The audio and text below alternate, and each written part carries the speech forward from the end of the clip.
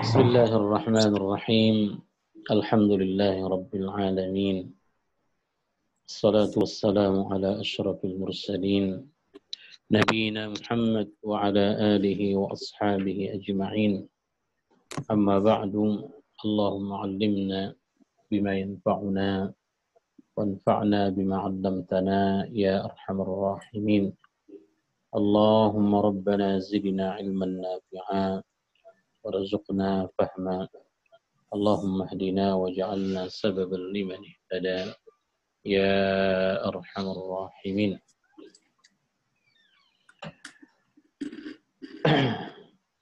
Malam ini kita akan mulakan kajian kita dari ayat yang ke-23. Qala Allah Ta'ala A'udzu billahi minasy syaithanir rajim. Bismillahirrahmanirrahim. Ya ayyuhalladzina amanu la tattakhidhu aba'akum wa ikhwanakum awliya'a in istahabbul kufra 'alal iman wa man yatawallahum minkum fa ulaika humul zalimun. قل إن كان آباؤكم وأبناؤكم وإخوانكم وأزواجكم وعشيرتكم وأموال اقترفتموها وتجارة تخشون كسادها ومساكن ترضونها أحب إليكم من الله ورسوله وجهاد في سبيله فتربصوا حتى يأتي الله بأمره والله لا يهدي القوم الفاسقين. Ayat kita ini sekalian, kata para ulama, ini turun menyangkut kasus sekelompok kaum muslimin yang mengurungkan niatnya untuk berhijrah, tapi semua itu atas desakan keluarga mereka. Dan ada juga di antara para ulama yang berpendapat bahwa ayat ini turun menyangkut 9 orang yang tadinya sudah masuk ke dalam agama Islam, lalu mereka murtad dan kembali mereka ke Madinah. Jadi kaum muslimin lewat ayat ini dilarang mendekati dan berteman dengan mereka yang sudah murtad itu. Inilah dua riwayat yang disebutkan oleh para ulama kita asbab nuzul dari ayat kita malam ini. Karena itu dalam ayat ini Allah Subhanahu wa taala mengatakan ya ayyuhalladzina amanu, wahai orang-orang yang beriman, wahai orang-orang yang beriman. Kata para ulama, baik keimanan itu tulus, ya, atau baik keimanan itu hanya sekedar di lidah saja, seperti yang dilakukan oleh orang-orang munafik. Kata Allah, janganlah kalian jadikan, ya, aba'akum, bapak-bapak kalian, orang-orang tua kalian, wa ikhwanakum, dan saudara-saudara kalian, aulia, sebagai pemimpin-pemimpin, Al-Imam At-Tabari dia bilang, la tattakhidhu aba'akum wa ikhwanakum bitanatan wa asdiqa. Itu kata beliau. Janganlah kalian jadikan bapak-bapak kalian dan saudara-saudara kalian sebagai teman setia, di mana kalian menyampaikan rahasia-rahasia kalian kepada mereka. Tapi kapan tidak boleh mereka dijadikan sebagai aulia, sebagai pemimpin, sebagai teman setia? Inistahabbul kufra 'alal iman. Syaratnya jika mereka lebih mengutamakan kekufuran atas keimanan. Itu kata Allah Subhanahu wa ta'ala dalam ayat ini. Baik, intinya sekalian kata para ulama tafsir kita, ayat ke-23 ini adalah larangan bermualah dengan orang-orang yang tak seakidah dengan kita. Sekalipun mereka-mereka itu orang dekat kita, ya, orang-orang tua kita, saudara-saudara kita, atau siapapun dia. Selama mereka mendahulukan dan mengutamakan kekufuran di atas keimanan, maka pada saat itu hubungan kepada mereka itu harus terputus. Ya, hubungan kepada mereka itu harus terputus. Nah, inilah yang dijelaskan oleh para ulama kita, dan ayat ini jugalah sekaligus salah satu dalil dari tidak bolehnya orang-orang beriman bermualah, berloyalitas kepada orang-orang kafir siapapun dia, ya, yang disifati oleh Allah Subhanahu wa taala di sini, inistahabbul kufra 'alal iman. Kalau kita ke lughah, para ulama, tentunya pakar bahasa, mereka membedakan makna istahabba dengan ahabba. Ya, istahabba dengan ahabba. Walau maknanya, ya, walau asal kedua kalimat itu ya berasal dari hubbun, cinta. Ya. Kata para pakar bahasa, kalau ahabba, ya, kalau makna ahabba yang nanti akan kita jumpa di ayat sesudahnya, Pak, menunjukkan adanya cinta atau kesukaan terhadap sesuatu, ya, tapi cinta dan sukanya kita terhadap sesuatu itu tidak ada paksaan.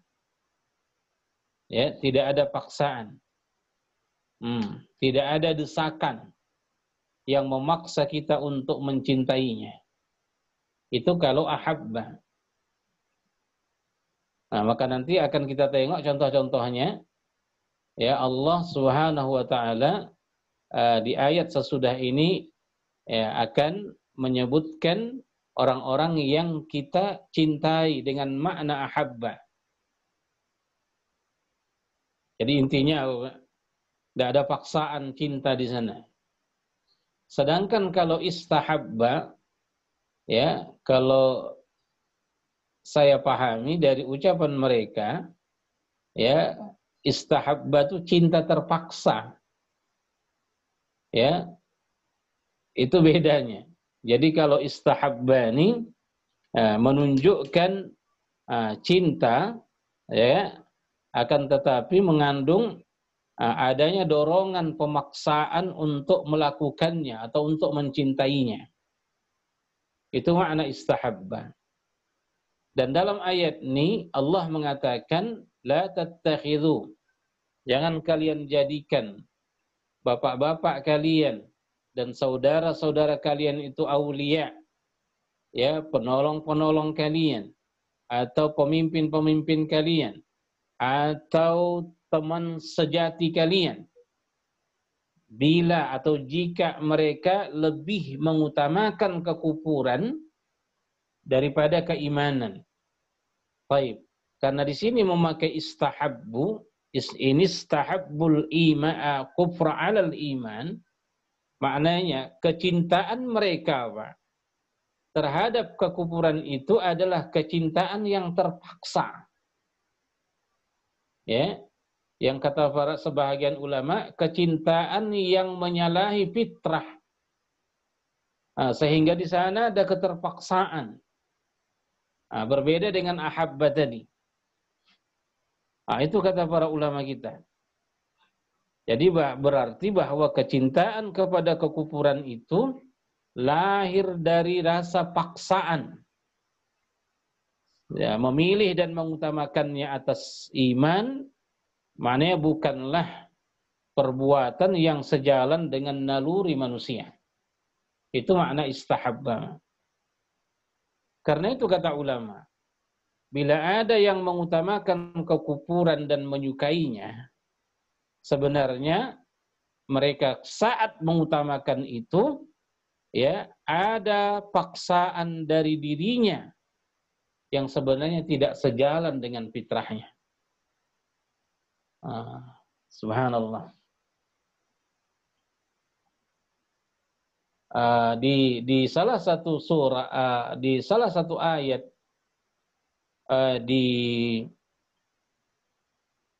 di surah Al-Hujurat, ya.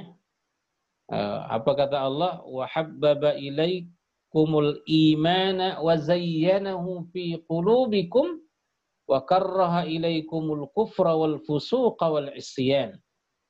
Ya, di sana Allah Subhanahu wa taala mengatakan Allah ya mencintakan kalian kepada keimanan. Maknanya pencintaan kepada keimanan itu tidak ada paksaan di situ, Pak. Apalagi dia merupakan anugerah Allah. Lalu kata Allah wa zayyanahu fi qulubikum, dan menghiaskan keimanan itu, ya maaf, menjadikan keimanan itu sebagai hiasan fi qulubikum, di hati kalian, kata Allah Subhanahu wa ta'ala. Jadi intinya itulah perbedaan antara istahabba dengan ahabba. Jadi ayat ini peringatan keras dari Allah Subhanahu wa taala kepada kita orang-orang yang beriman. Ya, seberat apapun ya kualitas dari keimanan itu, bahwa untuk tidak menjadikan orang-orang yang lebih mengutamakan kekufuran dari keimanan menjadi sahabat-sahabat setia kita, menjadi pemimpin-pemimpin kita, ya kan? Itulah ya larangan Allah dalam ayat ini, tanpa ada pengecualian, ya, siapapun dia, ya, siapapun dia. Walau termasuk kita katakan orang-orang yang karena sebab merekalah kita berada di dunia ini.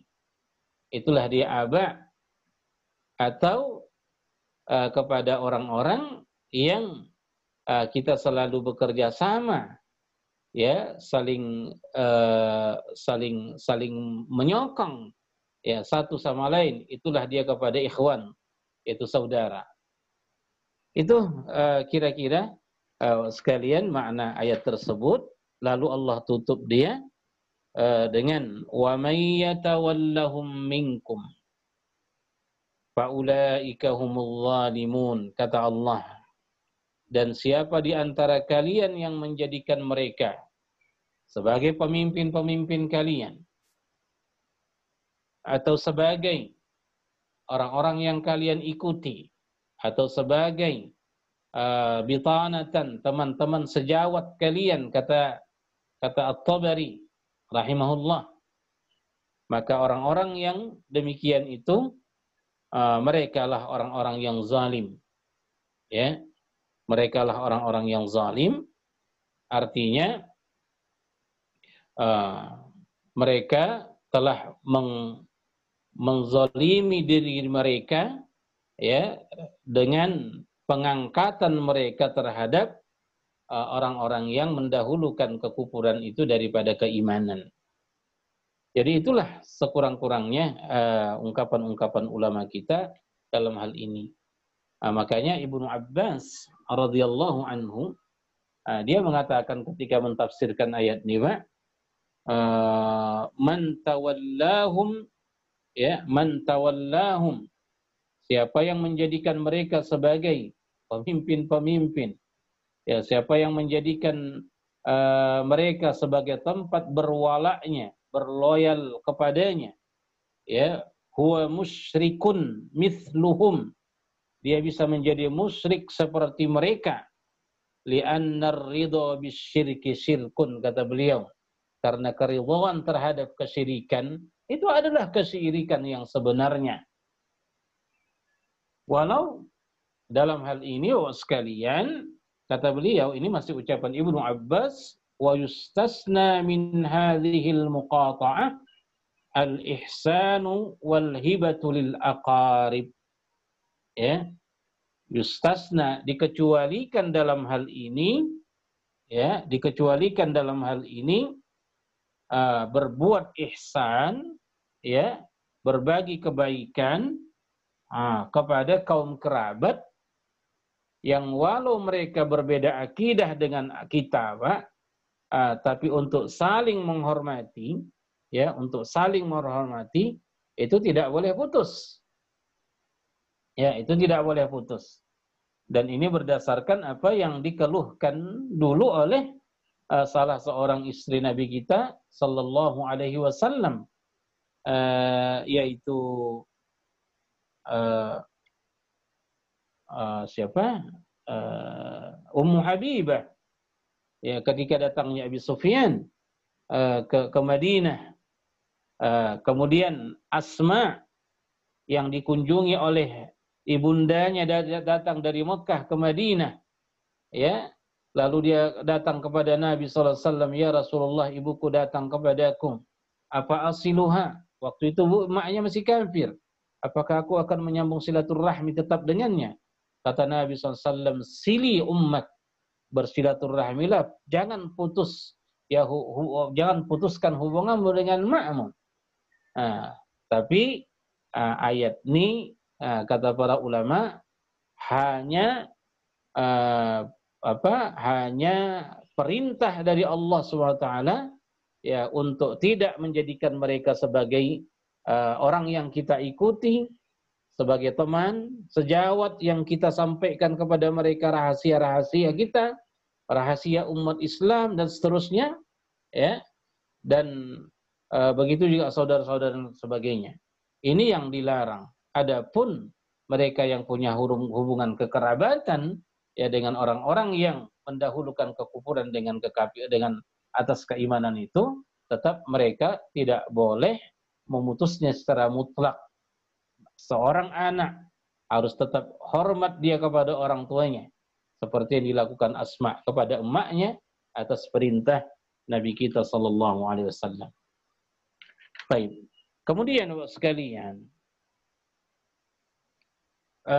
kata para ulama, boleh jadi, ya, perintah yang tercantum di ayat yang barusan kita jelaskan itu, ya, belum terlalu menyentuh hati, ya, sementara kaum muslimin, ya, apalagi hubungan kekeluargaan ini biasanya seringkali menjadikan seseorang lengah.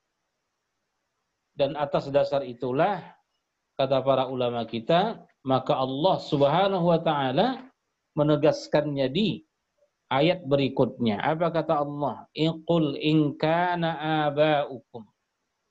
Katakanlah wahai Muhammad, ya, kepada kaum muslimin tentunya saat itu, khususnya kepada mereka-mereka yang terhalangi hijrah atas desakan keluarga mereka. Qul in kana aba'ukum. sampaikan kepada mereka Muhammad, jika bapak-bapak kalian, wa abna'ukum, dan anak-anak kalian. Jadi kalau aba berarti dari ayah ke atas, ya. Wa in ala, ayah, atuk, ya kan, atuknya atuk dan terus ke atas. Sedangkan wa abna'ukum, dan anak-anak kalian. Ini berarti anak kita ke bawah, semuanya sampai ke cucu dan seterusnya. Baik, bila kita cermati Pak ayat pertama dengan ayat kedua kita malam ini, ya, kalau di atas tadi hanya dua yang disebutkan, la tattakhidhu aba'akum wa ikhwanakum. Jangan jadikan bapak-bapak kalian tuh dan saudara-saudara kalian tuh sebagai aulia. Tapi di ayat kita ini disebutkan di sini anak, in kana aba'ukum wa abna'ukum. Ya. Dan jika bapak-bapak kalian dan anak-anak kalian. Kemudian wa ikhwanukum, dan saudara-saudara kalian. Wa azwajukum, pasangan-pasangan kalian. Wa ashiratukum, dan keluarga-keluarga kalian. Wa amwal, dan harta-harta iqtaraftumuha. Kalimat iqtaraftumuha ini, Pak, itu harta yang didapatkan lewat kerja keras. Itu ya, harta yang kalian dapatkan lewat kerja keras. Banting tulang, ya, merantau, meninggalkan kampung halaman. Itu kira-kira makna iqtaraftumuha. Macam kita inilah. Harta yang kita dapatkan ini adalah harta iqtaraftumuha. Karena rela meninggalkan kampung halaman. Ya, rela berpanas-panas seperti yang kita rasakan sekarang. Hanya untuk rial demi rial yang kita kumpulkan. Itu ya amwal iqtaraftumuha. Baik, kenapa amwal iqtaraftumuha? Karena kata ulama bahwa harta yang kita raih, harta yang kita dapatkan lewat keringat kita sendiri, itu lebih kita cintai daripada harta yang datang ya begitu saja tanpa ada usaha dari kita. Ya, seperti harta warisan dan seterusnya. Tidak ada keletihan di sana untuk mendapatkannya. Itu yang dijelaskan oleh Allah. Wa amwal iqtaraftumuha, atau wa tijaratun takhshawna kasadaha, atau perniagaan yang kalian khawatirkan kerugiannya. Wa masakinu tardawnaha, atau tempat tinggal, rumah-rumah yang kalian diami, tardawnaha, ya, yang kalian telah berpuas hati dengannya. Baik. Tadi in di sana, in itu kan syartiyah, Pak. Jika, berarti dia memerlukan jawab syarat. Jadi jika bapak-bapak kalian dan seterusnya itu ahabba ilaikum, lebih kalian cintai minallah, dari Allah dan Rasulnya, wa jihadin fi sabihi, dan berjihad di jalannya, fatarabbasu, ay intaziru, kata ahli tafsir, fatarabbasu, maka tunggulah. Apa yang ditunggu? Ya tentu ancaman, siksaan. Hatta ya'tiyallahu bi amrih, hingga Allah Subhanahu wa taala mendatangkan ya perintahnya, mendatangkan siksanya, mendatangkan iqabnya. Jadi di sini sekalian Allah Subhanahu wa taala menyebutkan ahabba. Itu yang saya bilang tadi, bahwa 8 perkara yang disebutkan di dalam ayat ini, Pak, ya, mencintai ini adalah tabiatul bashar, kata ulama. Ya, cinta seorang mukmin, cinta seorang manusia, cinta seorang manusia kepada 8 perkara yang disebutkan dalam ayat ini, ya, ini adalah cinta fitriyah. Ya, kalau kita baca ayat di surah Ali Imran itu, zuyyina linnas hubbus syahawati minan nisa wal banina wal qanatiril muqantarah minadh-dhahabi wal fiddati wal khailil musawwamati wal an'ami wal hars. Ya, dzalika mata'ul hayatid dunya, kata Allah. Zuyyina linnas, maknanya dijadikan indah bagi manusia kecintaan ya kepada aneka syahwat, mulai dari wanita dan seterusnya itu. Jadi aba'ukum wa abna'ukum wa ikhwanukum wa azwajukum, semua ini sekalian, ini adalah sesuatu yang wajar dicintai oleh siapapun. Karena memang kita hidup di dunia ini, ya, begitu kita terlahir di dunia ini, fitrah itu sudah ada. Ya, fitrah itu sudah ada. Makanya kita katakan tadi, ahabba di sini, Pak, ya kan, cinta yang memang tidak ada paksaan sedikit pun dari hati kita untuk mencintai perkara-perkara ini. Artinya dia sudah memang datang sendirinya, ya, sudah datang dengan sendirinya. Bahwa seorang anak pasti secara fitrah akan mencintai orang tuanya. Seorang tua secara fitrah pasti mencintai anaknya. Tidak ada paksaan di situ. Justru bila dia membenci anaknya, itu yang terpaksa. Ya, itu yang terpaksa dia. Akan tetapi yang dikomentari oleh ayat ini, jangan sampai kecintaan terhadap 8 perkara ini itu lebih tinggi dia, ya, daripada kecintaan kita kepada Allah, kecintaan kepada Rasul, dan kecintaan kepada jihad. Ya, dalam konteks ayat ini, Pak, sehingga bila kita kaitkan dia kepada masa lalu, banyak di antara mereka-mereka yang sepatutnya sudah harus mengikuti Nabi hijrah ke Madinah, tapi tertahan oleh salah satu dari 8 perkara ini. Itu kira-kira. Baik, saya sebutkan tadi sekalian, abna'ukum. Di atas tidak disebutkan abna, tapi di bawah ini disebutkan abna. Karena memang kata ulama, al-insanu ghaliban, manusia itu memang kebiasaannya, ya, tidak akan menjadikan anak mereka sebagai pemimpin, Pak. Orang tua tidak akan menjadikan anaknya sebagai pemimpin, sebagai orang yang dia ikuti. Itu kebiasaan. Ya kan? Begitu juga seorang suami tidak akan menjadikan istrinya sebagai pemimpin. Ya, sebagai orang yang dia ikuti. Ya, tabiatul insan, kata para ulama, bahwa anak dan pasanganlah yang mengikut ke kita. Dan atas dasar itu, bila bicara aulia, ya, yang disebutkan di sini hanya aba'akum wa ikhwanakum. Ya, ini yang biasanya selalu untuk diikuti, ya, begitu juga saudara kita selalu untuk kita ikuti pendapatnya. Bila kita bermasalah, ya, kalau kita lari ke orang, biasanya kita akan lari ke orang tua atau kita lari ke saudara kita, Pak. Berkomunikasi dengan mereka, bermusyawarah dengan mereka. Lalu kita ikuti petuah-petuah mereka itu. Itu kebiasaannya. Ya, itu kebiasaannya. Tapi ketika bicara tentang hub, ya, tentang cinta, Allah masukkanlah anak itu di salah satu dari yang 8 ini. Jadi ukul ingkana aba'ukum wa abna'ukum wa ikhwanukum dan seterusnya itu. Baik. Wallahu la yahdil qaumal fasiqin. Ya, dan Allah Subhanahu wa taala tidak akan memberikan petunjuk kepada kaum yang fasik. Tapi sekalian, la yahdi, Allah tidak menunjuki kaum yang fasik.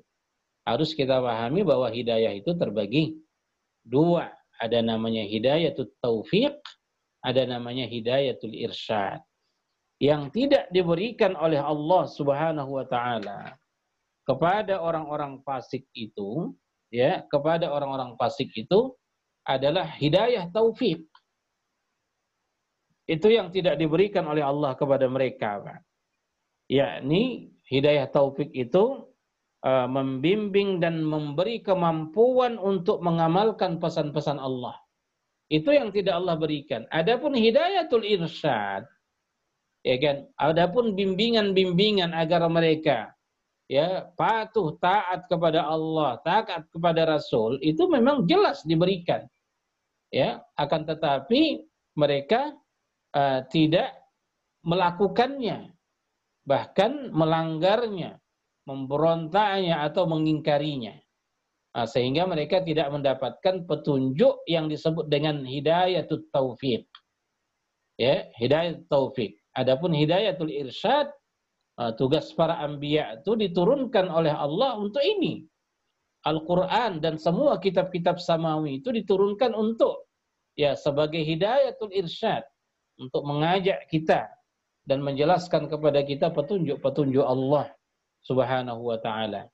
Akan tetapi hidayatut taufiq, ya kemampuan untuk mengikuti dan mengamalkan apa yang kita dapatkan dari hidayatul irsyad itu hanya dari Allah Subhanahu wa taala yang akan Dia berikan kepada siapa yang pantas dan layak. Dan inilah yang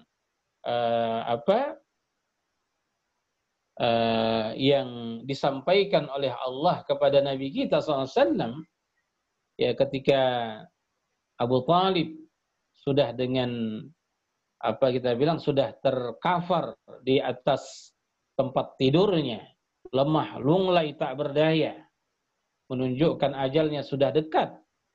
Lalu Nabi SAW mendatanginya dan mengajaknya, membimbingnya untuk mengucapkan ya la ilaha illallah. Akan tetapi kalimat itu tidak terucap dari lisannya, ya, tidak terucap dari lisannya, yang pada akhirnya mata ala millati Abdul Muttalib. Kata ulama, dia wafat ya sama dengan millah bapaknya, yaitu Abdul Muttalib. Dan ketika itu terjadi, Rasulullah sedih, menangis. Ya, seorang paman yang dia cintai, yang membelanya selama ini, tapi tidak wafat dalam keadaan beriman. Disitulah turun ayat innaka la tahdi man ahbabta walakinnallaha yahdi man yasha. Sesungguhnya wahai Muhammad, engkau tidak akan bisa memberikan petunjuk kepada siapa yang engkau sukai, cintai. Dan petunjuk di sini adalah hidayatut taufiq. Jadi ayat ini pun, Pak, inna wallahu la yahdil qaumal fasiqin. Allah tidak akan memberikan petunjuk kepada kaum yang fasik. Harus kita garis bawahi, petunjuk yang tidak mereka terima itu adalah petunjuk taufik. Apa itu? Kemampuan untuk mengerjakan apa yang dimintakan Allah Subhanahu wa taala kepada mereka. Itu ya. Baik. Kemudian, buat sekalian,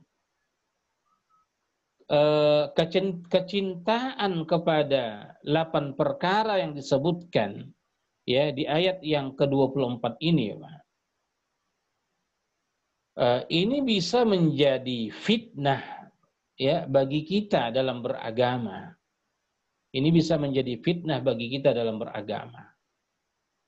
Tak usah jauh-jauh, mereka-mereka yang sudah berjumpa dengan Nabi sekalipun, ya, karena salah satu dari 8 perkara ini membuat mereka tidak melangkahkan kakinya untuk hijrah ke Madinah.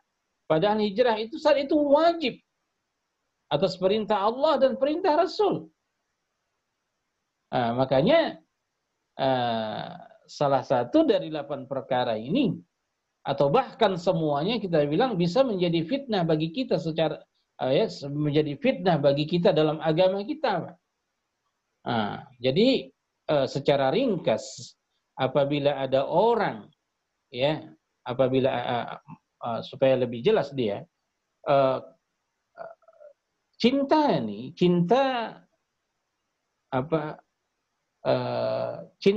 Pak, baru akan nampak dia, ya kan? Baru akan nampak dia apabila kita dihadapkan kepada 2 pilihan. Di situ akan nampak nanti dia. Apakah kita ini mendahulukan ya kehendak kita, ya, atau mendahulukan apa yang dikehendaki oleh Allah. ya apa yang dikehendaki oleh Allah. Nah, jadi bila kita dihadapkan kepada dua perkara, satu ya perkara yang kita sukai, perkara yang kita cintai, ya yang kedua perkara yang dicintai oleh Allah dan disukainya.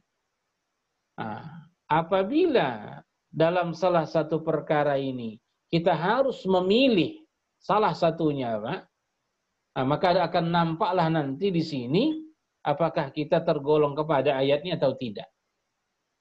Ya, contoh dalam masalah hijrah, berhijrah kehendak Allah, ya kan? Berhijrah kehendak Allah. Kemudian tinggal ya bersama keluarga, itukah keinginan kita? Desakan mereka kepada kita. Nah, di sini akan nampak ya mana yang menjadi pilihan kita. Baik. Bila seperti sahabat di masa lalu, mereka dahulukan kehendaknya sendiri atas desakan-desakan orang yang dia cintai itu, daripada berhijrah, itulah yang dikecam oleh ayat ini. Ya, akan tetapi bila ditinggalkan ini semua, ya kan, didahulukan apa yang menjadi kewajiban di hadapan Allah Subhanahu wa taala, maka tentu ayat ini ya tidak mengecamnya. Maknanya dia bukan dari golongan orang-orang fasik dan seterusnya. Inilah. Itu kalau masalah hijrah, ya kan? Kalau masalah hijrah, kadang-kadang dalam kehidupan kita sehari-hari pun ya kita bisa mendapatkan satu perkara ya yang berkaitan dengan dua keinginan yang kita diuji di sana, mana yang harus kita dahulukan. Ya kan? Azan sudah berkumandang di masjid. Ya, menunjukkan perintah harus melakukan salat jamaah ke masjid. Tetapi pekerjaan pekerjaan belum selesai lagi. Masih sibuk dan seterusnya. Di sini akan nampak ya kan, tolak tarik menarik, mana yang harus didahulukan. Mendahulukan menyelesaikan pekerjaan ini karena tinggal sedikit lagi. Atau mendahulukan kehendak Allah untuk menghadapnya dengan salat jamaah. Di situ kita tahu Bapak sekalian, apakah kita termasuk ya dari orang yang dikecam oleh Allah ya dalam konteks ayat ini, atau kita terkeluar dari sini dan selamat. Jadi kira-kiralah demikianlah kira-kira untuk mengetahui hati kita dalam soal ya apa kita bilang daya tarik masing-masing nih Pak. Walau kata ulama tidak selamanya, gitu ya, kata mereka begitu Pak. Tidak selamanya apa yang disukai Allah tuh dengan apa yang kita sukai itu bertentangan. Artinya terkadang ada dalam perkara-perkara tertentu Pak, yang dicintai Allah dan yang kita suka itu sejalan dia. Ya sejalan dia. Nah kalau begini tentulah sangat menyenangkan bagi kita. Ya kan? Sangat menyenangkan bagi kita. Contoh Pak, besok kita puasa. Puasa ini adalah kehendak Allah dan Allah sukai. Ya kan? Dan kita pun ya karena memang tidak terlalu banyak bergerak di luar rumah. Ya karena keadaan ini, itu ya kan, makanya kita mengurangi makan kita. Makanya di sini apa yang kita sukai, ya untuk mengurangi makan kita dengan berpuasa, dia kan sejalan itu, ya sejalan itu. Jadi kita tidak ada saling tolak menolak atau tarik menarik di situ untuk memilih mana yang harus kita dahulukan. Jadi kira-kira demikian kiasnya, wallahu alam. Baik. Kemudian, Bapak sekalian, perkara berikutnya, ya, di dalam ayat ini, 8 perkara ini biasanya dicintai dia secara fitrah, ya, dicintai dia secara fitrah, karena memang kecintaan kepada salah satu dari 8 perkara ini, ya kan? Kita punya alasan. Ya, kita punya alasan. Seorang anak mencintai orang tuanya, tempat bersandarnya. Orang tua pun mencintai anaknya, tempat bersandarnya. Bila dia sudah tua, ke anaknya dia akan bersandar. Begitu juga cintaan kepada pasangan, ya, cinta kepada saudara, cinta kepada harta dan seterusnya, ya kan? Itu semua yang membuat seseorang ya tumbuh berkembang cinta mencintainya. Ya, karena ada yang diharapkan di sana. Tapi ternyata bila bertentangan itu dengan apa yang dikehendaki oleh Allah, harus Allah yang kita dahulukan. Harus Rasul yang kita dahulukan. Harus jihad membela agama yang harus kita dahulukan. Kenapa? Karena semua yang 8 perkara ini, Pak, ini ada kesudahannya. Ada masanya kita tidak akan bisa dijadikan sebagai sandaran. Maka tidak boleh lebih cinta kita kepada 8 perkara ini daripada Allah. Ya, tidak boleh lebih. Harus selalu mahabbatullah. Cinta kita kepada Allah itu ya harus lebih kuat, lebih tinggi daripada cinta kita kepada semuanya. Ya, daripada semuanya. Yang 8 perkara ini. Baik. Karena itulah di ayat berikutnya, Pak, ya, Allah Subhanahu wa taala mengatakan laqad nasarakumullahu fi mawatin katsiratin wa yawma hunainin idh a'jabatkum kathratukum falam tughni ankum syai'a wa dhaqat 'alaikumul ardu bima rahubat thumma wallaitum mudbirin, kata Allah. Sungguh Allah telah pernah menolong kalian ya fi mawatin katsiratin, ya di tempat yang banyak, kata Allah. Ya telah menolong kalian di medan peperangan yang banyak. Maknanya sebelum Fathu Mekah, Allah menolong kaum muslimin ya fi mawatin katsirah, ya di peperangan yang sangat banyak, di Badar, ya kan, Bani Quraizah, di Ahzab dan seterusnya. Ya. Lalu wa yauma Hunainin, dan Allah juga telah menolong kalian di waktu peperangan Hunain pada tahun 9 Hijriyah. Ya kan? Pada tahun 9 Hijriyah. Taib. Di sini, sekalian, bila kita hubungkan ayat ini, ya, bila kita hubungkan ayat ini kepada ayat kita yang pertama tadi, ya, kenapa tidak boleh orang, ya kan, lebih mencintai 8 perkara itu daripada Allah, Rasul, dan jihad? Karena kita katakan tadi bahwa 8 perkara ini adalah fana. Bisa berakhir, bisa berubah, bisa hilang, bisa habis. Ya, bisa habis. Akan tetapi orang yang bersandar kepada Allah, Allah tidak akan pernah fana. Ya, dia akan abadi, selamanya Maha Kuasa. Dan untuk membuktikan itu, kata Allah, tengoklah. Ketika Allah menolong kalian di dalam peperangan yang sangat banyak.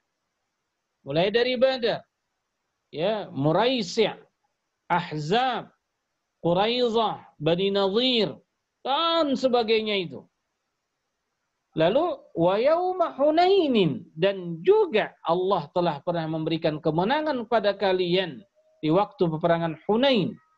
Taib. Kenapa Hunain yang disebutkan di sini, Pak? Dalam bahasa usul disebut apa dia? Ini dzikrul khas ba'dal 'am. Sebenarnya mawatina katsirah di situ, peperangan-peperangan yang banyak sudah termasuk Hunain, Pak. Ya, sudah termasuk Hunain. Akan tetapi setelah disebutkan peperangan secara umum yang termasuk di situ Hunain, Allah sebutkan lagi secara khusus wa yauma Hunainin, dan Allah juga telah memberikan kemenangan pada kalian di peperangan Hunain. Ada apa dengan Hunain? Peperangan Hunain ini ya, yang kita katakan terjadi pada tahun 9 Hijriyah, ya, di mana kelompok Bani Hawazin dengan Thaqif di Taif, mereka bekerja sama, ya, untuk memerangi Nabi Sallallahu Alaihi Wasallam, yang terjadi pada kita bilang setelah Fathu Mekah, ya, setelah Fathu Mekah, yang Hunain itu kata ulama baina Taif wa Mekah, itu satu lembah di antara Taif dengan Mekah, ya. Nah, dan Taif ini kita tahu penduduknya ini adalah Bani Thaqif, ya, Bani Thaqif yang memang mereka bekerja sama dengan Hawazin, yang pada saat itu jumlah mereka sedikit dibandingkan dengan kaum muslimin. Ya, kata ahli sejarah, ya, bahwa kaum muslimin muhajirin dengan ansar itu ada 10.000 orang. Ya, ada 10.000 orang ditambah 2.000 lagi dari orang-orang yang masuk Islam di saat Fathu Mekah, yang semua bergabung dengan Nabi SAW. Ya, bergabung dengan Nabi untuk memerangi Hawazin dengan Bani Thaqif, yang jumlah mereka lebih kurang 4.000 orang saja, Pak. Ya, lebih kurang 4.000 orang saja. Akan tetapi salah seorang dari kaum muslimin, ya, dengan jumlah yang banyak itu mengucapkan kalimat yang menunjukkan kecongkakan, ya, lan naghlibal yawma min qillah, ya, tidak akan dikalahkan kita oleh jumlah yang sedikit itu. Nah, artinya apa? Nah, di sini sudah ada ketergantungan atau bergantung bersandar kepada jumlah, tak lagi bersandar, ya, bergantung kepada Allah, ya, padahal wa man nasru illa min indillah, kemenangan itu didapatkan bukan karena jumlah yang banyak, akan tetapi kemenangan itu didapatkan, ya, atas kehendak dan izin Allah Subhanahu wa ta'ala. Jadi bukan semua kaum muslimin melontarkan kalimat-kalimat yang sifatnya congkak itu, yang bergantung kepada jumlah yang banyak. Nah, akan tetapi hanya seorang saja, malah kata ahli sirah, Pak. Ya, hanya satu orang saja yang melontarkan kalimat seperti itu, ya, di antara orang Islam. Nama beliau adalah Salamah ibnu Waqqas. Sendiri saja dia, Pak, yang mengeluarkan kalimat bahwa kita tidak akan dikalahkan hari ini oleh jumlah yang sedikit itu. Akan tetapi, ya, ucapan seorang ini, Salamah ini didiamkan oleh jamaah yang lain dari kaum muslimin. Seolah-olah, ya, diamnya mereka, Pak, menyetujui kalimat ini. Dan atas dasar itulah Allah Subhanahu wa ta'ala memberikan pelajaran kepada kaum muslimin secara umum saat itu. Makanya kata Allah, idz a'jabatkum kathratukum, ketika kalian mengagumi, ya kan, jumlah kalian yang banyak, yang kalian sudah bersandar kepada jumlah yang banyak itu. Nah, ternyata apa kata Allah, fala tughni ankum, ya, syai'an, padahal tidak ada manfaatnya bagi kalian jumlah kalian yang banyak itu saat itu. Kata Allah Subhanahu wa ta'ala, wa dhaqat 'alaikumul ardu bima rahubat, ya, yang jumlah banyak itu tidak beri manfaat sedikit pun kepada kalian, dan bumi yang luas itu telah menjadi sempit, ya, telah menjadi terasa sempit bagi kalian, padahal bumi itu luas. Karena memang ketika mereka sampai di lembah itu, ternyata Bani Thaqif dan Hawazin sudah lebih dahulu berada di tempat itu, Pak. Kemudian begitu datang kaum muslimin, maka mereka diserbu dan dihujani dengan panah-panah mereka, yang membuat kaum muslimin kocar-kacir saat itu, tidak tahu mau pergi kemana untuk menyelamatkan dari dari panah-panah yang tiba-tiba datang menyerbu mereka saat itu. Sampai ada yang kata ulama yang balik arah ke Mekah untuk menghindari panah-panah musuh tersebut. Itulah maksud dari wadaqat alaikumul ardu bima rahubat thumma wallaitum mudubirin. Lalu berpaling, ya, meninggalkan medan perang untuk menyelamatkan diri dari panah-panah musuh tersebut. Inilah sekilas tentang apa kita bilang peperangan Hunain ini. Kemudian di saat seperti itulah apa kata Allah, "Tsumma anzalallahu sakinatahu ala rasulihi wa 'alal mu'minina wa anzala junudan lam tarawha." Kemudian setelah kaum muslimin yang jumlahnya 12.000 nih, Pak, ya, pontang-panting melarikan diri dari serbuan panah-panah musuh. Pada saat itulah Allah menurunkan sakinahnya. Fa'anzalallahu sakinatahu. Ke siapa? Kepada Rasulnya sallallahu alaihi wasallam. Rasulullah pada saat itu tidak lari, Pak. Ya. Pada saat itu tidak lari. Allah berikan ketenangan kepadanya. Wa 'alal mu'minina. Ya, dan juga kepada beberapa orang beriman. Ya, yang saat itu kata para ulama bersama Nabi itu hanya 9 orang saja. Yang lain semua wallau mudbirin. Tinggallah bersama Nabi hanya beberapa orang saja. Kata para ulama Abu Bakar, Umar, ya, Utsman, Ali, kemudian Abbas, Fadl, ya, dan satu lagi Abi Sufyan, tapi bukan Abi Sufyan ibnu Harb, tapi Abi Sufyan ibnu Harith ibnu Abdul Muttalib, ya, itulah yang bersama Nabi sallallahu alaihi wasallam. Jadi pada saat itu, ya, ketika orang-orang sudah meninggalkan Nabi sallallahu alaihi wasallam, ya, maka Allah menurunkan sakinahnya kepada Nabi.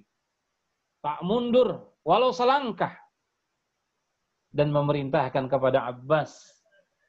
Kebetulan Abbas memang mempunyai suara yang sangat, apa kita bilang, besar, Pak. Ya, suaranya bisa didengar oleh siapapun. Saking besarnya, berteriak di atas perintah Nabi. Dia panggil, ya ahla surat al-Baqarah. Ya ahla surat al-Nisa, ya ahla surat Ali Imran. Begitu cara memanggilnya Abbas terhadap kaum muslimin supaya jangan mundur. Ya. Dipanggil mereka dengan nama-nama surah. Dipanggil mereka dengan nama-nama bai'ah. Ya ahla bai'atar ridwan. Dan begitulah. Dan itu didengar oleh kaum muslimin yang berlarian tadi. Maka dengan panggilan Abbas atas perintah Nabi itu sallallahu alaihi wasallam adalah yang berbalik arah bergabung kembali bersama Nabi sallallahu alaihi wasallam, yang kata para ulama sekitar 100 orang, Pak. Ya, 100 orang. Itulah yang diberikan isyarat oleh Allah, wa 'alal mu'minina. Adalah yang bertahan 100 orang bersama Nabi. Mereka inilah yang menumpas, ya, Hawazin dan Bani Thaqib itu sampai kekalahan terjadi pada pihak mereka, yang pada awalnya kaum muslimin sudah nampak tanda-tanda kekalahan itu mereka alami. Tapi dengan sakinah yang Allah jatuhkan kepada Nabi kita, sakinah yang Allah suntikkan kepada Nabi kita dan kepada kaum muslimin saat itu, maka dibantu lagi, wa anzala junudan lam tarawha. Allah menurunkan tentara-tentara yang kalian tidak lihat, kata Allah, yaitu malaikat. Makanya di peperangan Hunain pun ijma' ulama lewat ayat ini, Pak, bahwa malaikat pun turun saat itu membantu Rasulullah sallallahu alaihi wasallam ya dengan para sahabat sekitar 100 orang untuk menghadapi 4.000 pasukan Hawazin dan Bani Thaqif yang pada akhirnya mereka kalah telak, ya, dan ini adalah kemenangan yang sangat luar biasa yang pernah diberikan oleh Allah Subhanahu wa taala kepada nabinya dan kaum muslimin. Yang unik dari peperangan Hunain ini, Pak, bila kita baca sejarah, kelompok Hawazin, ya, kelompok Hawazin dan kelompok Bani Thaqif yang menjadi panglima perang mereka saat itu adalah Malik ibnu Nuwairah. Ya, dari kelompok Hawazin, Malik ibnu Nuwairah memerintahkan kepada pasukan-pasukannya yang 4.000 orang itu agar membawa semua keluarganya, membawa anaknya, membawa istrinya, dan membawa harta yang bisa mereka bawa. Ya, unik. Kata Malik ibnu Nuwairah, ya, kenapa dalam peperangan Hunain itu keluarga mereka pun dibawa semua. Kemudian peperangan ini untuk, ya, mendukung mental mereka. Ya, setidaknya dalam peperangan ini kalau kemenangan mereka raih, maknanya harta yang mereka bawa, keluarga yang mereka bawa akan tetap bersama mereka. Adapun yang mereka tinggalkan itu mereka sudah hilangkan dari ingatan mereka. Demikian kira-kira. Ini untuk menambah semangat mereka dalam berperang.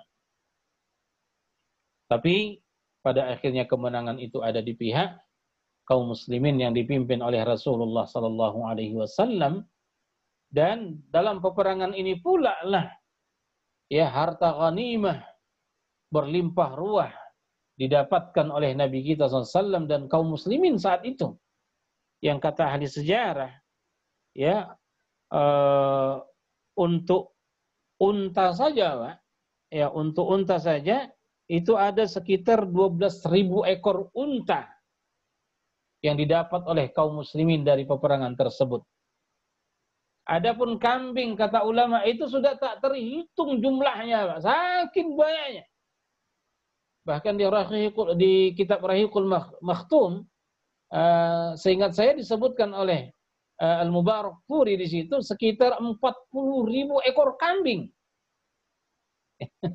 Belum lagi emasnya, belum lagi peraknya, belum lagi tawanan-tawanan. Ya, tawanan-tawanan perang tuh, hampir 2.000 orang ditawan.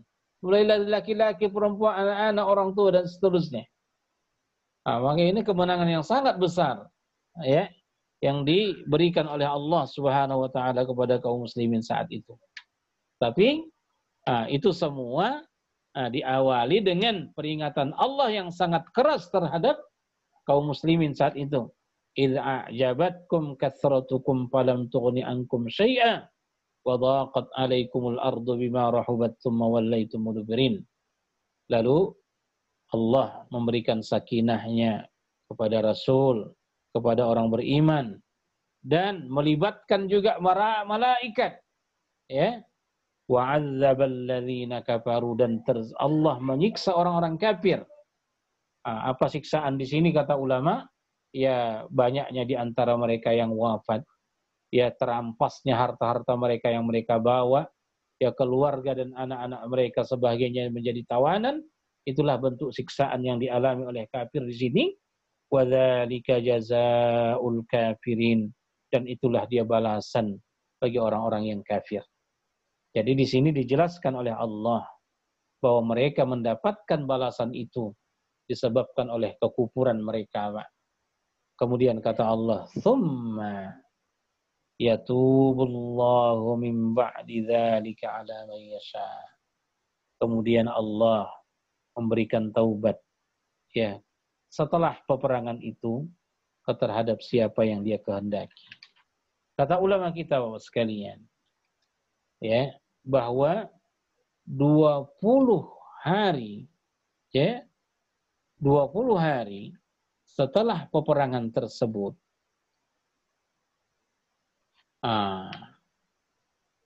20 hari setelah peperangan tersebut, maka kelompok Hawazin mengutus beberapa utusannya untuk menghadap kepada Nabi Sallallahu Alaihi Wasallam, ya kan? Dan mereka pun setelah datang kepada Nabi, ya, mereka meminta agar harta keluarga, ya, yang dikuasai oleh Nabi Sallallahu Alaihi Wasallam yang telah didapat oleh Rasulullah dan kaum muslimin pada peperangan itu, mereka minta dikembalikan. Ya, mereka meminta dikembalikan. Akan tetapi Rasulullah memilihkan kepada mereka, kalian menginginkan keluarga atau harta? Ya, kalian menginginkan keluarga atau harta? Nah, dan harta itu sudah dibagikan oleh Nabi kepada para sahabat. Ya, walau yang mendapatkannya adalah orang-orang muhajirin, orang-orang Mekah, khususnya baru masuk Islam. Adapun orang Ansar, tidak ada yang mendapatkan ya harta rampasan sebanyak itu, Pak. Nabi tidak membagi untuk mereka kaum Ansar. Baik. Karena itu ketika datang utusan kelompok Hawazin ini kepada Nabi meminta harta biar dikembalikan, meminta mereka yang yang tertawan supaya dilepaskan, Rasulullah memberikan pilihan. Ya, Rasulullah memberikan pilihan. Kalian ingin harta atau keluarga? Ya, tapi pada akhirnya mereka memilih keluarganya, Pak. Ya, jadi yang ditawan tuh semua atas perintah Rasulullah SAW supaya dilepaskan.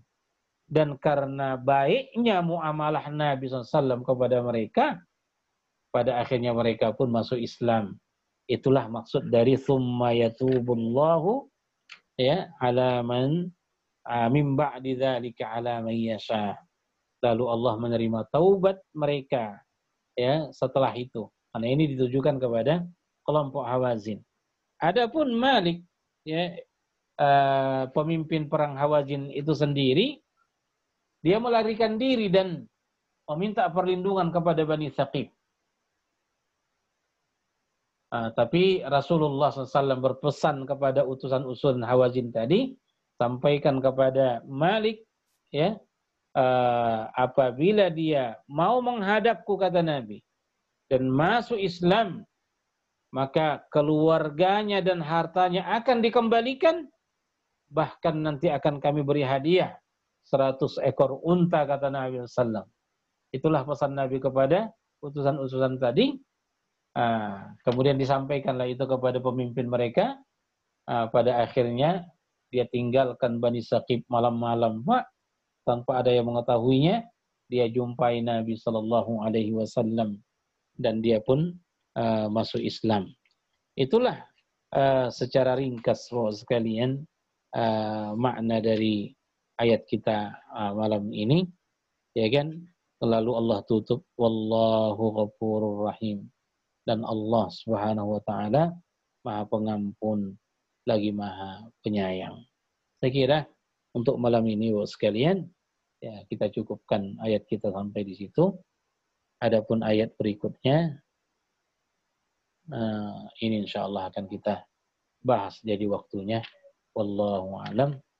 Demikianlah lebih kurangnya ayat-ayat kita malam ini. Mudah-mudahan insyaallah bisa kita pahami secara baik dan bisa kita amalkan insyaallah dalam kehidupan kita di dunia ini. Wallahu a'lam.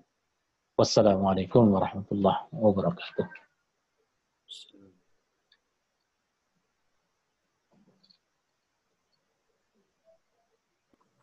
Jazakallah khair Ustaz. Wa iyyakum insyaallah. Fadhil ya Bu Ahmad.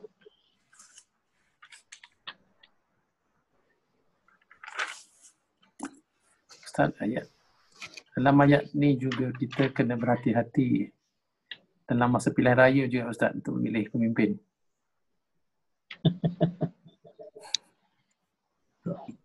Betul, Pak.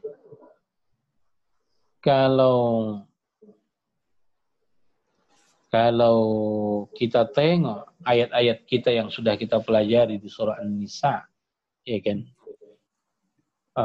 Masalah ini, ya masalah yang Bapak tanyakan ini memang salah satu masalah yang tegas dijelaskan Quran kepada kita. Bapak tengoklah misalnya kan ayat apa? Innallaha ya'murukum an tu'addul amanati ila ahliha. Itu salah satunya kan. Sesungguhnya Allah terus-menerus memerintahkan kepada kalian ya untuk memberikan amanah kepada para ahlinya.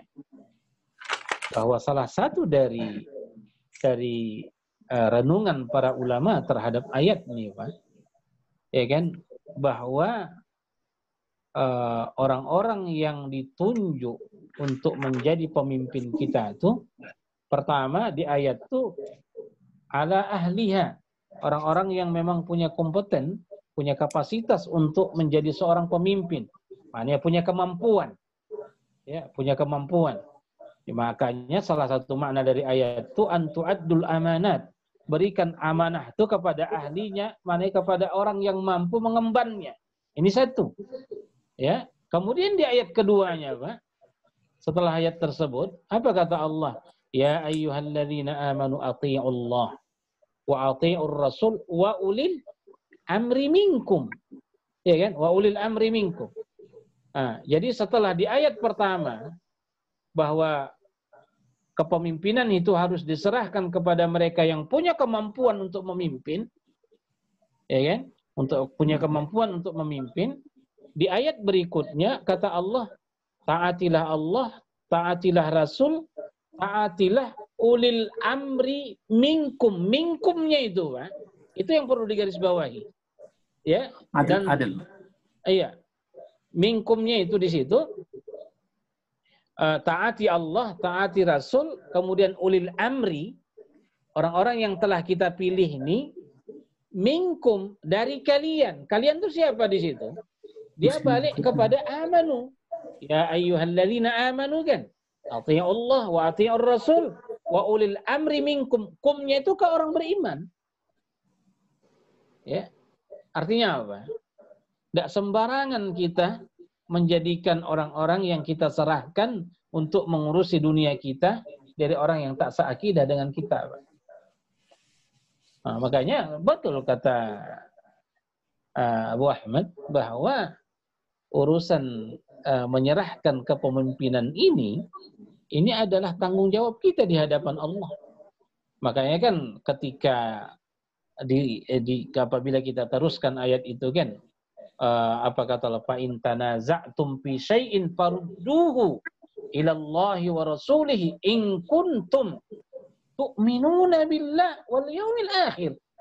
Itu kan di situ syartiyah, Pak. Bila terada perselisihan di antara kalian, kembalikanlah dia kepada Allah, kembalikanlah dia kepada Rasul. Betul-betul kalau kalian memang benar beriman kepada Allah dan hari akhirat. Baik.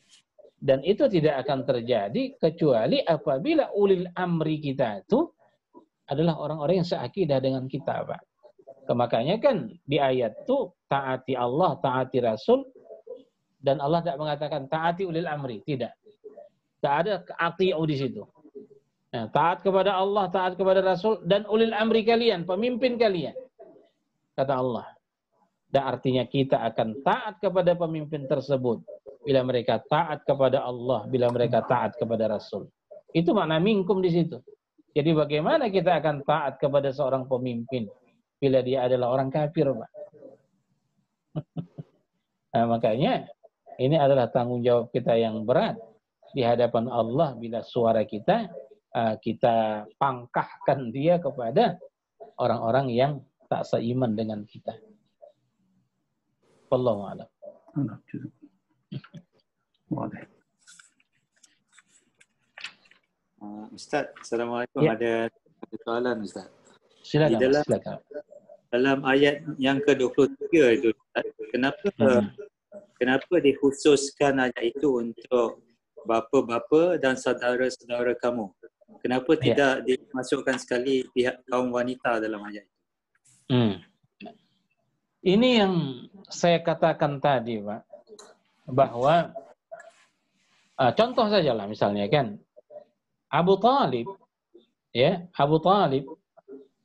apa dia bilang? Laulal malamah, dia bilang. Ya, laulal malamah wa hadari masabbah lattaba'tuk, kata dia ke Nabi sallallahu alaihi wasallam. Kalaulah bukan karena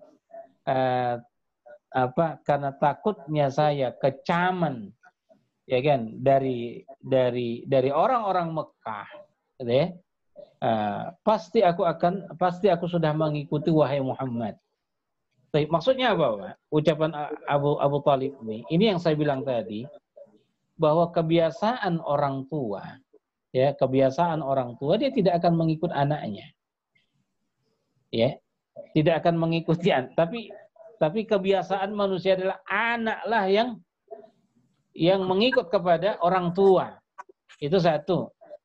Kemudian kenapa akhwan, ya, kepada ikhwan? Juga kebiasaan kita, ya, bila kita punya masalah, ya kan, kita lari kepada saudara kita, bukan lari kepada anak kita. Bila kita meminta pendapat, terbiasa kita itu lari kepada saudara, aku punya masalah seperti ini. Demikian juga tidak disebutkan ya wanita, maksudnya pasangan di sini, Pak. Ya kan? Memang kebiasaan manusia, ghalib fil insan, kata ulama. Ya, kebiasaan kita manusia ini tidak akan menjadi ya pasangan hidup kita itu yang kita ikuti, tapi kebiasaannya mereka yang mengikuti kita. Jadi dalam urusan pengikutan itu, dalam konteks ayat ini tidak disebutkan kecuali dua perkara ini saja, Pak, dua macam ini saja. Aba'akum wa ikhwanakum. Ini ghaliban, kata ulama, karena memang kebiasaan manusia menjadikan kedua ini kita bilang aba dengan ikhwan ini sebagai selalu yang diikuti. Adapun yang Bapak sebutkan, anakkah dia atau perempuan, istri dan sebagainya, itu biasanya mereka itu mengikuti ya yang dua ini. Atas dasar itulah kata ulama kenapa dia tidak disebutkan di ayat yang ke-23, tapi nanti di ayat yang ke-24 dia sudah disebutkan. Ya, di ayat ke-24 apa yang Bapak sebutkan tadi sudah tercantum di sana abna, sudah tercantum di sana ikhwan, sudah tercantum di sana azwaj. Kenapa? Karena di sini urusannya adalah fitriyah, Pak. Cinta bawaan lahir kita bilang. Nah, adapun yang di atas itu ini bicara ittiba, mengikuti. Begitu deh. Wallahu a'lam. لذلك القائد للرجال فقط ليس النساء. نعم. قال الله تعالى الرجال قوامون على النساء. وهذا قول الله. وهذا قول الله الرجال قوامون على النساء. بما فضل الله بعضهم على بعض. Karena itu para ulama mengatakan untuk urusan yang satu ini wanita tidak boleh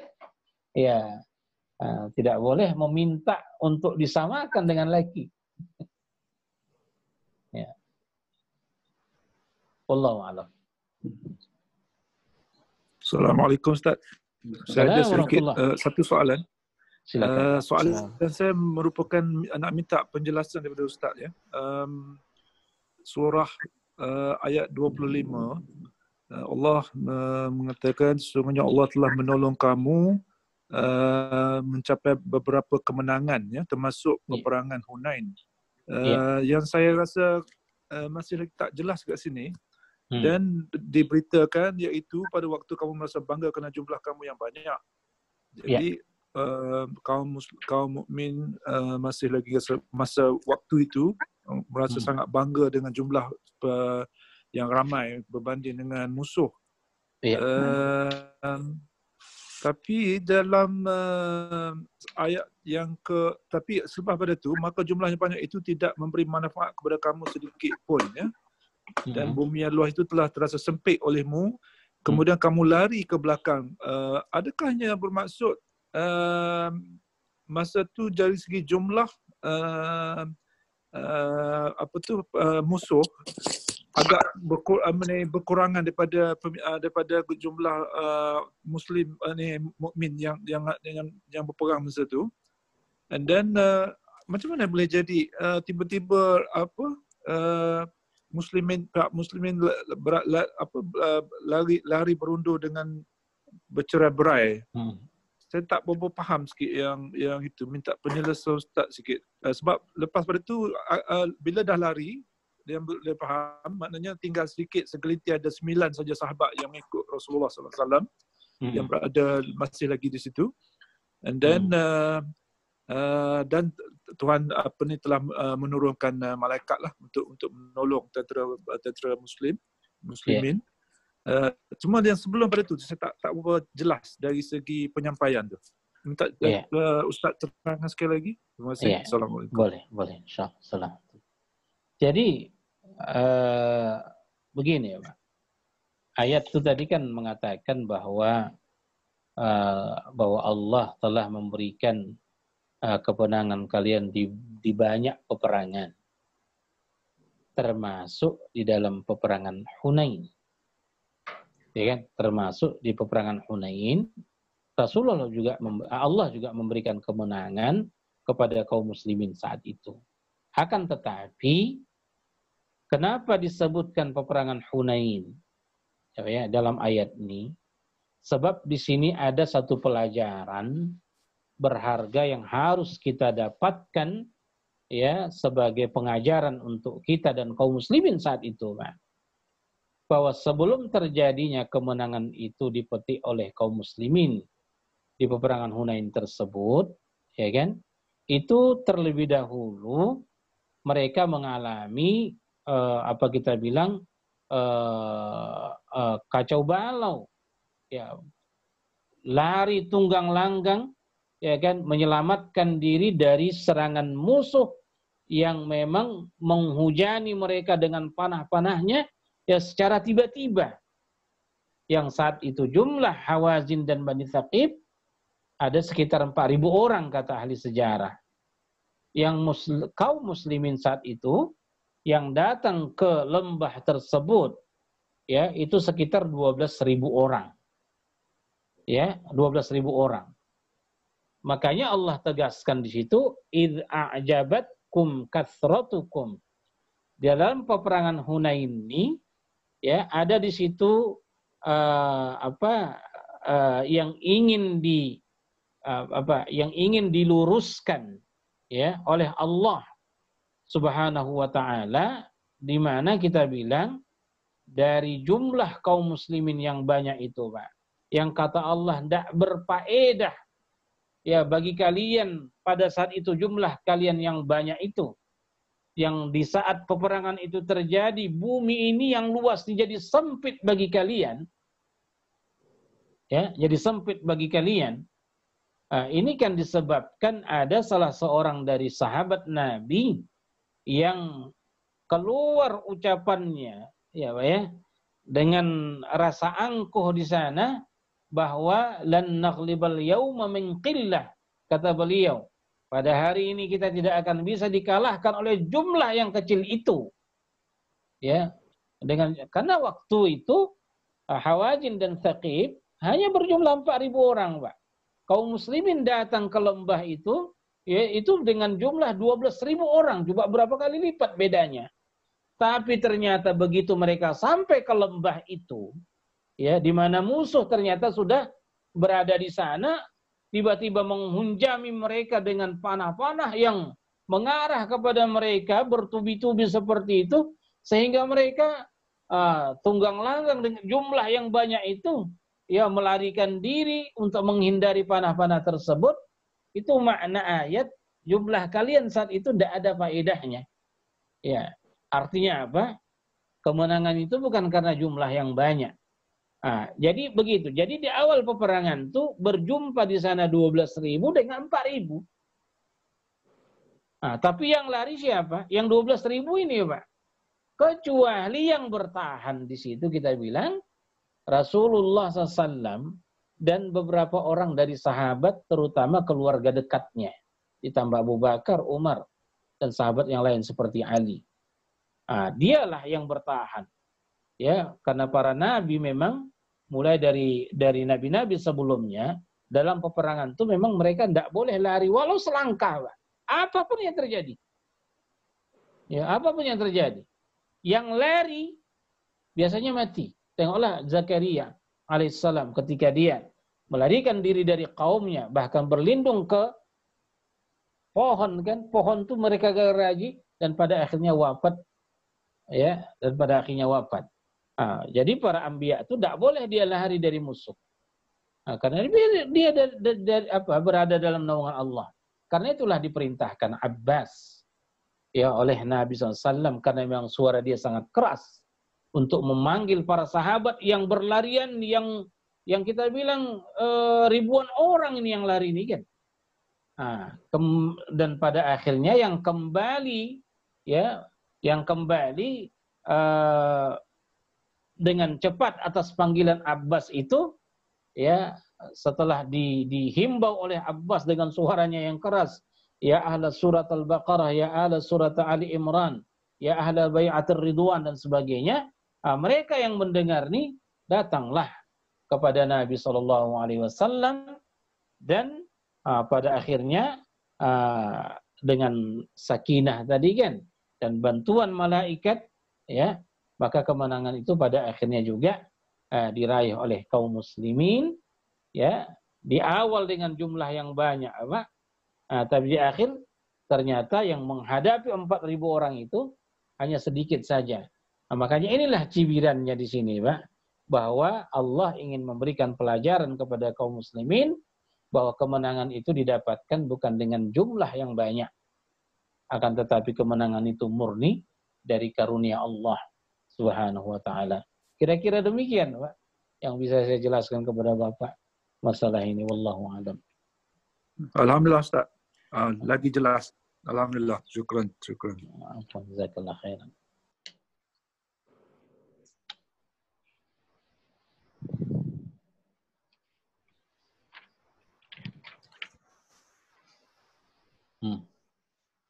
Baik. Ada lagi yang mau menambahkan? Pak Tajul sudah bercakap itu tapi dia tidak on speakernya. Oh gitu? Okey. Terima kasih, Cik. Ustaz, mungkin satu penambahan, nak tambah sikit lah. Mungkin selit. Ini menunjukkan bahawa walaupun ada sejepis riak di dalam hati kita, kita harus bersihkan. Kita kena yakin bahawa Allah SWT yang memberikan segala-galanya.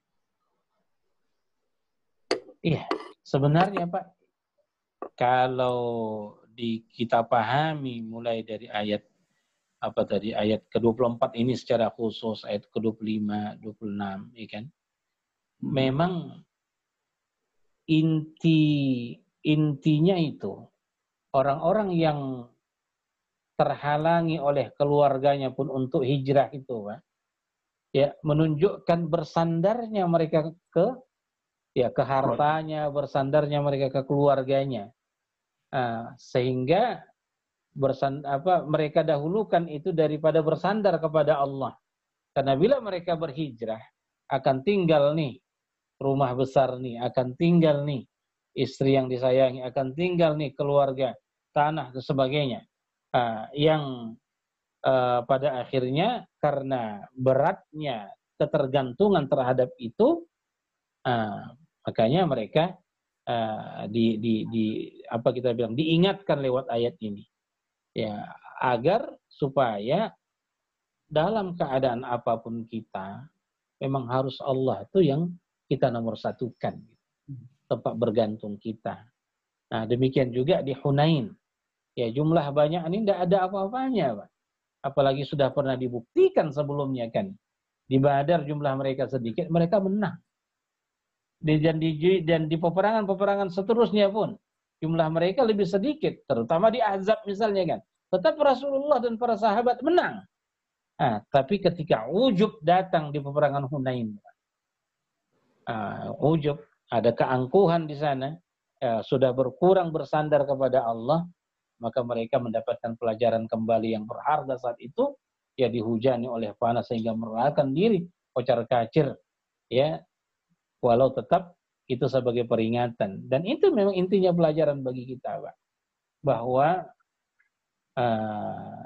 apa kita bilang, sebenarnya kalau saya tengok di tafsir nih, ya ketergantungan kita kepada makhluk inilah yang membuat kita lemah, baik secara individu ataupun jamaah, Pak. Ya, dalam kehidupan kita sekarang, tengoklah bagaimana kita kaum muslimin secara umum, ya, diombang-ambingkan oleh orang-orang kafir, diperebutkan hasil bumi kita mereka ambil dan sebagainya. Kenapa? Karena ini tadi, ya, ketika hati ini tak lagi Allah yang menjadi kekuatan di sana. Itu yang menyebabkan, apa kata ulama kita, ya, terjadinya inhitatul muslimin. Ya, muslimin itu secara umum kejayaan dan izzah mereka tuh hilang. Ya, hilang, yang tidak pernah, kata ulama kita, yang tidak pernah kaum muslimin ini, ya, izzahnya itu hilang seperti saat ini. Itu disebabkan karena bersandarnya mereka kepada Allah itu menipis, maka tipislah izzah itu mereka rasakan. Jadi itu sebenarnya, Pak. Jazakallah khair.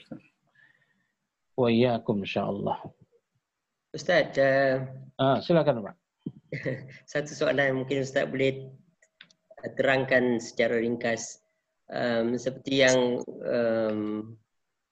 kita semua tahu, yang ketua-ketua kita juga yang sekarang kita bekerja tu dari akidah yang lain, Ustaz. So, bagaimana Ustaz nak terangkan hubungan kita dengan mereka?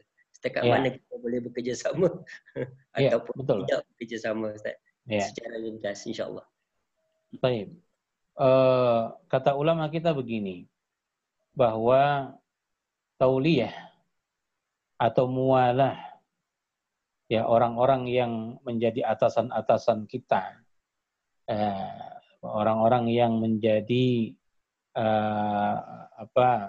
orang-orang yang harus kita ikuti dan patuhi, ya, ucapan-ucapan dan peraturan yang mereka buat, ya, dalam pekerjaan kita, ya, ini, ya, kata ulama kita, ini sifatnya urfiyah, Pak, bukan sifatnya diniyah, ya, bukan sifatnya diniyah, dia sifatnya urfiyah. Jadi itu kata ulama yang membedakannya, ya kan, apa yang kita bahas malam ini dengan apa yang Bapak tanyakan nih. Artinya begini, apabila yang menjadi, apa kita bilang, aulia kita di pekerjaan kita adalah orang-orang yang tak seakidah dengan kita, tapi karena ini adalah murni urusan urfiyah atau urusan duniawiyah, Pak, ya kan? Nah, di sini hanya ditengok kepada maslahat, ya kan? Ditengok kepada mudarat, itu saja. Apabila yang mereka perintahkan itu hal-hal yang membawa kemaslahatan, ya, kepada kita, kepada pekerjaan kita, ya kan, kepada hasil yang akan kita raih, ya, dari mengikuti itu, maka ini tidak ada kaitannya kepada apa yang kita sebutkan dalam ayat kita, ya. Itu satu. Sama juga halnya, Pak, hal-hal yang tidak diatur oleh agama, ya, hal-hal yang tidak diatur oleh agama, tapi kewajiban bagi kita untuk mengikutinya, ini juga disebut oleh para ulama masalah urfiyah, bukan masalah diniyah. Contoh, Pak, peraturan berkendaraan lalu lintas, ya, tidak boleh lebih speednya dari sekian. Ya, kalau merah kita harus berhenti, gitu dan seterusnya. Ini kan perkara-perkara yang tidak diatur oleh agama secara nas. Ya kan? Tapi secara berkehidupan, ya kita harus patuhi dia kan. Nah, yang tanggung jawab kita di sini bukan kepada Allah. Nah, tapi tanggung jawab kita di sini kepada negara, kepada pemimpin kita. Nah, kenapa? Karena di sini bicara masalah masalahah al-urfiyah. Jadi di sini murni ditengok. Bila dia bermaslahat, membawa kebaikan kepada kita, maka agama meminta kita untuk mengikutinya. Tapi bukan mengikuti orangnya, tapi mengikuti maslahat yang kita akan raih dari sana. Nah, tapi kalau kaitan kepada ayat kita ini tadi, ya, kepada ayat kita tadi, tidak boleh kita jadikan mereka sebagai orang pemimpin-pemimpin kita, Pak. Ya kan? Kita serahkan ya urusan termasuk urusan agama kita ke mereka. Kita sampaikan kepada mereka rahasia-rahasia agama kita. Kalau di sini tegas Al-Qur'an melarangnya. La tajidu qauman yu'minuna billahi wal yawmil akhir yuwaduna man haddallaha wa rasulah. Kata Allah, tidak akan engkau dapatkan satu kaum yang beriman kepada Allah dan beriman kepada hari akhirat, saling menyayangi di antara mereka terhadap mereka orang-orang yang menentang Allah, menentang Rasul, walau dari bapak-bapak mereka dan saudara-saudara mereka seperti itu, Pak. Jadi harus kita pilih dia. Begitu kira-kira, Pak, secara ringkas penjelasan ulama kita dalam hal ini. Jazakallah khair, Ustaz. Wa iyyakum insyaallah. Baik. Saya kira untuk malam ini kita cukupkan, Pak, sampai di sini. Insyaallah kita akan sahur. Insyaallah. Insyaallah. Ya. Udah jam 10.10. Sahur insyaallah. Insyaallah. supaya tidak terlalu lama. Ya. Saya kira untuk malam ini kita cukupkan sampai di sini. Kita tutup dengan doa kifarat majelis. Subhanakallahumma wa bihamdika asyhadu an la ilaha illa anta astaghfiruka wa atubu ilaik. Jazakumullah khairan. Wassalamualaikum. Wallahu jazikal khair.